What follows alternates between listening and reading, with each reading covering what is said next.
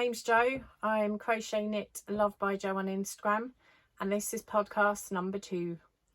I've finally stepped out into the world of podcasting. My first podcast, I've had some lovely comments. Thank you to those of you who sent me messages for the lovely feedback. I am still really nervous, but I'm really enjoying it. I'm enjoying going through some of my old projects. It's quite shocking when you go through some of the things you've made and you realise just how many things you've made. I don't know what else I've been doing in my life. I just seem to have just been making all the things. But the similar theme will be as podcast 1. I'll go through some of the things I've made, projects I'm working on, if there's any new patterns that I've come across, or a yarn book that I found useful. And also I have a giveaway. So the giveaway is going to be, for this podcast, a skein of hand dyed yarn that I've actually dyed myself with these hands. So I'll do that a little bit later. I've got to do, first off, before I do anything else actually, I've got to do a shout out to two of my dear friends, Ann and Lianne. They love a shout out. We went to Yarndale a couple of years ago before lockdown, and they managed to get a shout out on radio too. Zoe Ball mentioned us all and that we were going off to Yarndale. So that's our bit of fame. That is probably about as famous as we are. So yeah, I'm sure they'll appreciate this. Hi both. And also there's a picture of us 3 when we went to Yarndale, which I will actually show you and embarrass them a bit more. There they are. So that's Anne, obviously me, and there's Lianne. And yeah, we're going to recreate that picture this year because we are going to Yarndale again, which we're really excited about. Really excited. And that will be all that will be talked about in our WhatsApp group. We actually have a WhatsApp group called Yarndale. That's how sad we are. So on to my first crochet blanket of podcast 2. I think what I'll do, I'll probably just show a blanket a week, or each podcast, because it might get a little bit boring for you. This blanket I think I made maybe 6 years ago. It's a Lucy from Ep2 does amazing blanket patterns. If you go over to her blog, it's a lovely read, her blog, but also she has different patterns on there. This is one of them. So this is a ripple blanket, and I've used various different colours in it, magenta and teal and blues. I use Stylecraft yarn for my blankets mainly, a lot of the blankets that I've got, but this one was actually with New Fashion yarn. So it's not an expensive yarn.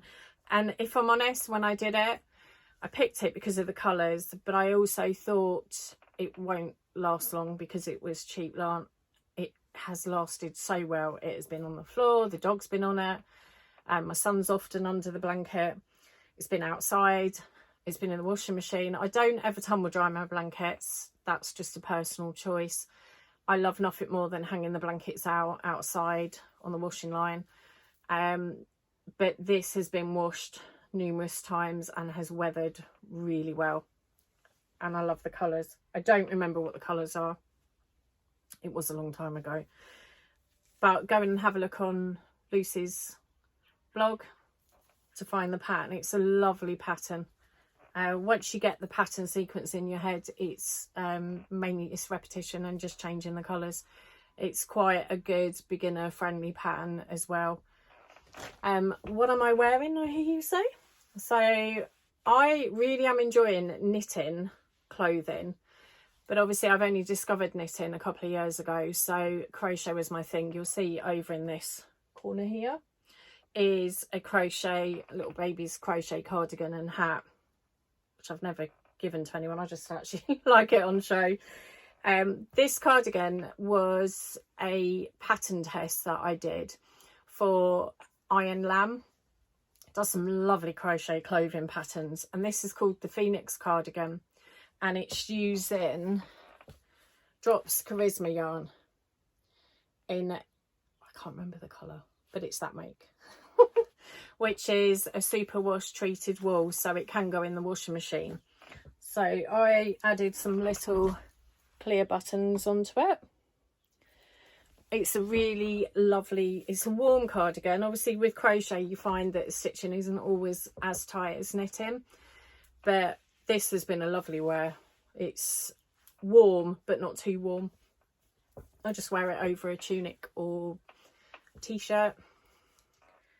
So if you have a look over on Iron Lamb's, she's on Ravelry as well, but if you have a look at her patterns, she does a number of really lovely clothing patterns. I have done several pattern tests for her, and there'll be another cardigan that will appear in a future podcast, which I also equally love.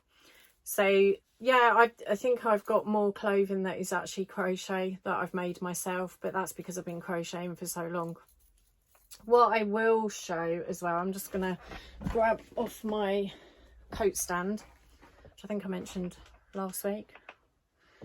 I've got a coat stand with all my shawls on it. So I didn't obviously put a shawl on because if I'm honest, I'd get too warm with all of it.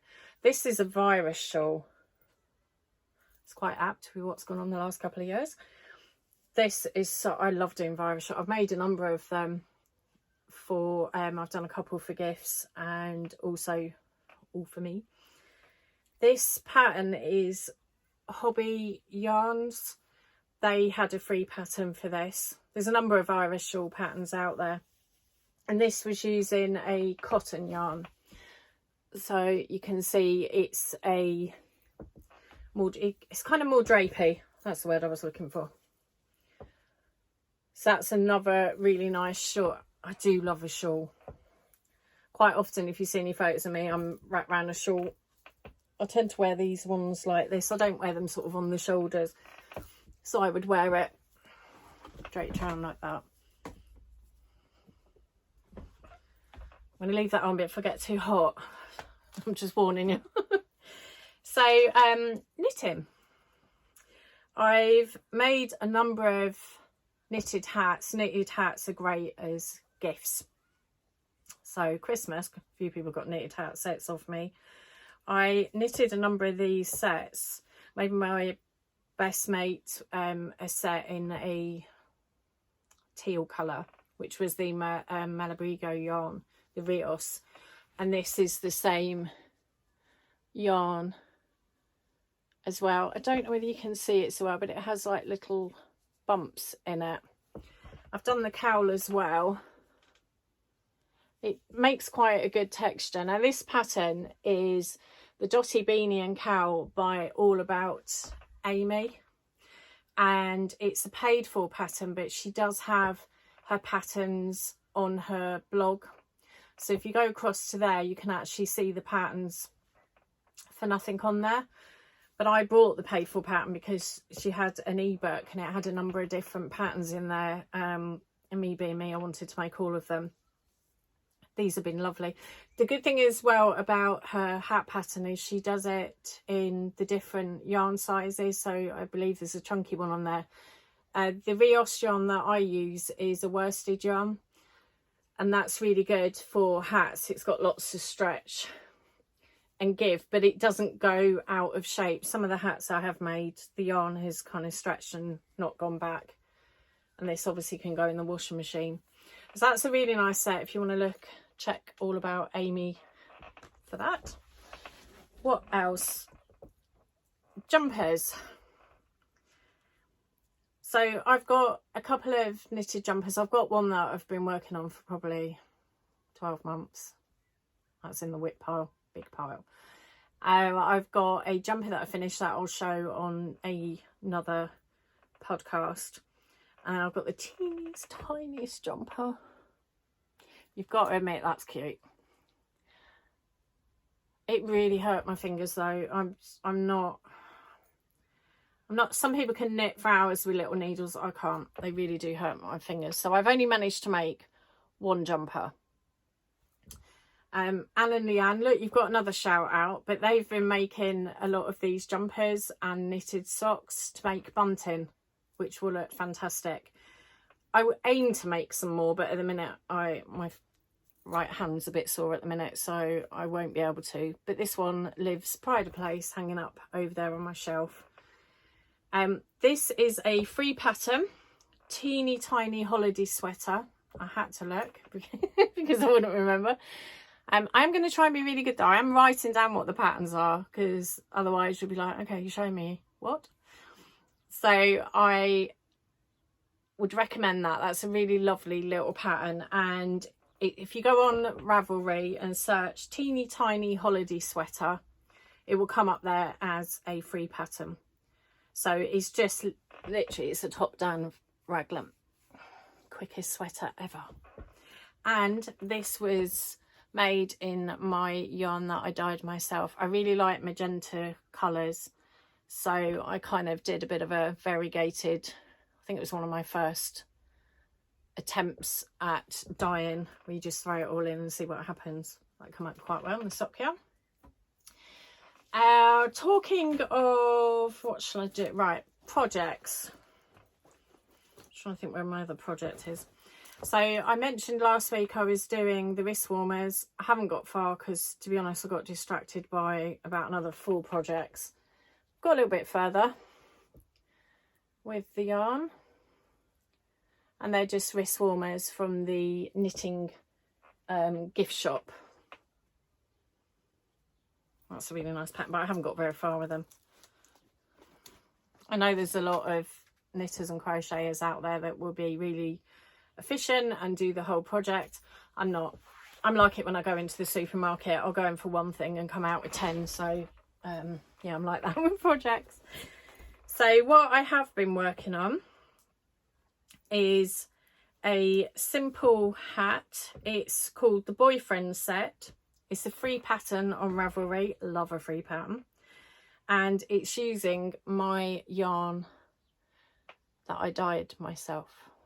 That was another one, quite an early on one, where I just threw lots of colours in. But I'm really, it's not, I mean, people who dye yarn will appreciate as well that when you're doing your colours, you get this idea in your head, oh, it's going to look like this. And then when you put it into a yarn cake, it looks different. And then when you knit it up, it looks even more different. But I'm really pleased with this. It reminds me a bit like a cake. Like a birthday cake. And it's a kind of ribbed effect hat. It's a really easy pattern. If you have a look on Ravelry, you'll find the Boyfriend Set, it's called, on there. And it's a hat and a really long scarf. I'm just doing the hat at the moment because I only actually did one colour of that. And that is in... Finally got hold of one of these bags. Jilly Makes bag.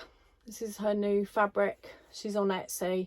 Does lovely blankets, but does a shop update, and it's like a Black Friday sale where everyone's scrambling to get all the bargains, but I actually managed to get hold of one. Love it. So that's Jilly Makes on Etsy. What I really like with this fabric is, being a dog owner, I was like, oh, it's so cute, there's a little dog on it. And then, much to the amusement, it's also got the dog going to the toilet. I mean, they do go to the toilet. I just thought it was funny in the fabric. Makes me smile. So, talking of yarn, I want to show also, I'll obviously each time I'll show, say, some yarn I've dyed, but I also want to talk about other yarn dyers, because I have quite a few different bits of yarn. So I bought a sweater's quantity of Antique Rose from Tiny Teal Handcrafted. And she does lovely yarn. I've done a pattern test. One of the jumpers I finished is actually one of her patterns. And I'm actually making a bigger version, because the other one was a bit snug, in a blue yarn of her patterns. So I'll show that on another podcast. But that's one of her yarns, and this one is a Merino DK, and I got a sweater's quantity of the yarn. It's really lovely colours. But as you can see, I haven't started said sweater because I've got distracted by probably another 20 things. So one of the things I'm hoping to do is look at selling some of my self-dyed yarn. There's a lot of really talented yarn dyers out there, and mine isn't going to be to do it full time. I still unfortunately need to do the full-time boring job, but it's more of a way for me to keep involved with the yarn side of it, but sometimes it's quite painful on my fingers to knit or crochet a lot, so mixing things up and doing a bit of yarn dyeing, I'm really enjoying it. I'm really messy, I get it everywhere. I was doing some speckles last weekend and managed to get them everywhere. They were up the walls, on the tiles, on the worktop. Luckily I do wear a mask, so didn't breathe any of it in. But I guess it's all part of the learning, isn't it? So some of the yarn that I did last week was, I did a sock yarn. So this is a super wash sock yarn, and it's got magentas and lighter pinks in it. I really am into these colours, so I naturally am drawn to them to dye in. Colours I'm not massively drawn to are greens and yellows, but I dabbled with the green, yellow and a little bit of grey there, and was really pleased with how this come out. And the thing with the Merino DK, it's really squishy, can make a lovely hat. It's really soft on your skin, so it'd be perfect for a cowl, scarf, hat, gloves. But yeah, that was, which isn't my colours normally, but I'm trying to broaden the horizon of dyeing and not just stick to all the colours that I want. This one is a chunky yarn. I dyed this, I haven't just done this with the last dye, I did this with, I think it was a couple of weeks ago. And it has mauves, purples, turquoise in it. But that's on a thicker base. So what I'm finding, which obviously those of you who are yarn dyers know this anyway, but sock yarn is coming out a lot brighter than the Merino DK. I did double knit and sock yarn in the same pan using the same colours, and the sock yarn was far brighter than the double knit, which I knew would be the case, but it's not until you actually start doing it you realise how different it is. So I also, what other one did I do? Yeah, that was my plain. These were, look, you can see I've been handling them. They're quality, aren't they? I did another magenta. So this was in, this is the same yarn as this one. So it's a chunky knit. And it's not as bright as it did come out on sock yarn. But it's still, I think they'll make really nice hats. And I did an orange one, which has got the speckles. This is the one where I got speckles over everything, including the yarn. And I really, really like that one. So that's on a superwash sock yarn. So what I've also going to do, dun dun dun, that's my dramatic giveaway music, is I'm going to be giving away, I made two, because obviously I wanted one. I'm going to give away one of these skeins of yarn to someone who is a subscriber on my channel. Obviously Instagram I've got a fair few followers, but I thought it'd be fun to do a giveaway. I will mention it on Instagram, but actually do it on YouTube, so you need to comment below this video. And all I want you to do, none of my yarn has a name because I haven't got that far yet. Name the yarn. You can just pick a name that you think this reminds you of, and then what I will do is I will get my son Jake to pick his favourite name rather than me just picking it, because I'll be like, oh, you win, you win, you win. So he can be a little bit more ruthless than me, I'll end up giving it all away. So yeah, I'm going to get him to pick out his favourite name. So this is Merino double knit, really squishy. It's 100 grams, so you can easily make, say, a hat out of it. And it has lovely pinks and greys, and it has the odd bit of turquoise in it. So yeah, if you comment below, name the yarn, and then my son will pick the winner, and on the next podcast I will announce who the winner is, and will ask for you to just send me your details and I shall post that to you. So hopefully someone will comment. So I don't think there's anything else for this. I have a lot of stuff. I literally could talk for hours and hours about it, but I need to break you in gently listening to me going on. So I hope you have enjoyed this podcast. I'm really enjoying it. If you want to give me a like, I'd appreciate that, but I'm not worried about how many subscribers and likes I have. I'm just hoping that if nothing at all, I can inspire maybe one person to take up this amazing hobby of yarn collecting. That is a hobby in its own right. Knitting and crochet, or any craft. And I hope that you will get a little bit of time out to do some me time and some crafting. And thank you ever so much for watching, and I will see you on podcast number 3. Take care. Bye.